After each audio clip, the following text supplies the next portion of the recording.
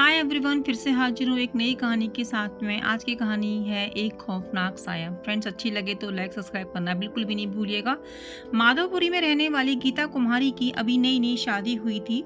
शादी के 6-7 दिन बाद ही पति रोशन को ऑफिस के काम से कुछ हफ्ते के लिए दुबई जाना पड़ा। गीता अपने अनुभव के बारे में बताती हैं कि एक रात जब वह अपने कमरे में अकेली सोई हुई थी, तभी अचानक उनका टीवी चलना शुरू हो गया था, जिससे वह चौंक गई। उन्होंने तुरंत उठकर टीवी बंद कर दिया और फिर से सोने की कोशिश करने लगी।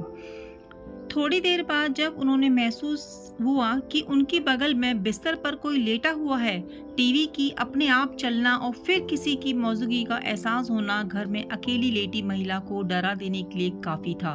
गीता जिस करवट लेटी थी उसी करवट लेटी रही। उन्हें समझ नहीं आ रहा था कि करें तो क्या करें। खुद को समझाने के लिए उन्होंने सोचा कि शायद ये उनका वहम होगा, लेकिन थोड़ी देर बाद उन्हें फिर से वही अनुभव हुआ कि जैसे बिस्तर का गद्दा दब रहा हो और बगल में लेटकर कोई करवट बदल रहा हो। इस एहसास से गीता के तो रोंगटे खड़े हो गए। वह समझ नहीं पा रही थी कि यह सब क्या हो रहा है। बहुत हिम्मत जुटाकर वो बिस्तर से उठी और पीछे पलटकर देखा, वहां कोई नहीं था। लेकिन जब उसकी नजर गद्दे पर पड़ी तो गीता का दिल दहल गया। गद्दा नीचे की तरफ दबा हुआ था और ऐसा दिख रहा था जैसे उस पर कोई इंसान लेटा हुआ है। अब वह चिल्लाना चाहती थी, पर खौफ और डर के मारे उनके हलक से आवाज तक नहीं निकल रही थी। दिल की धड़कन तेज हो चली थी। घबराहट में गीता ने तकिया उठाकर उस जगह पर फेंका जहां गद्दा दबा हुआ था। ऐसा करते ही बिजली की तेजी से गद्दा ऊपर आकर ठीक हो गया और गीता को ऐसा आभास हुआ कि वहां से कोई परछाई तेजी से उठकर खड़ी हो। इसके बाद करीब 20 मिनट तक कोई हलचल नहीं हुई। तब गीता में थोड़ी बहुत हिम्मत बंधी और उसने अपने पास पड़े मोबाइल से बगल के कमरे में सो रही अपनी सासू माँ को फोन किया। उनकी सासू माँ तुरंत दौड़कर धरा के कमरे में गईं और पूछने लगीं कि क्या हुआ। अभी गीता कुछ बोले उसके पहले उसे फिर से ऐसा कुछ दिख गया जिसे देखकर उसके होश उड़ गए। गीता ने देखा कि उसकी सासू माँ के पीछे एक जवान औरत की धुंधली परछाई खड़ी थी। उसकी आंखों की जगह काले काले घरे गड्ढे थे और उसका कद करीब करीब कमरे की छत जितना ऊंचा था। इतना भयंकर और भयानक नजारा देखकर गीता के मानो पैरों के तली से जमीन खिसक गई। उसे समझ भी नहीं आ रहा था कि वो करे तो क्या करे। फ्रेंड्स, ऐसे कभी कभी हमारे सामने भी चीजें हो जाती हैं जब हमें समझ में नहीं आता, जब हम कभी कभी घर में अकेले होते हैं।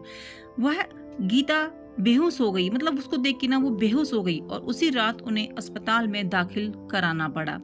डॉक्टर ने कहा कि डर के मारे उन्हें लो ब्लड प्रेशर की शिकायत हो चुकी है। गीता के ससुराल वाले वह मकान छोड़ने को राजी नहीं है, इसलिए गीता आज भी अपने मायके में रहती है। फ्रेंड, जहाँ पर वो रहा करती थी, अब वो मतलब उसके ससुराल वाले तो वहीं रहते हैं, लेकिन गीता वहाँ पे नहीं रहती। तो ऐसी घटनाएं फ्रेंड्स हमारे जीवन में बहुत होती हैं, बट इन पे कोई बिलीव नहीं करता है। क्या कारण था इस भूतय घटना के पीछे का कारण? फ्रेंड्स, इसका आज तक किसी को पता नहीं चला कि कारण था तो क्या था।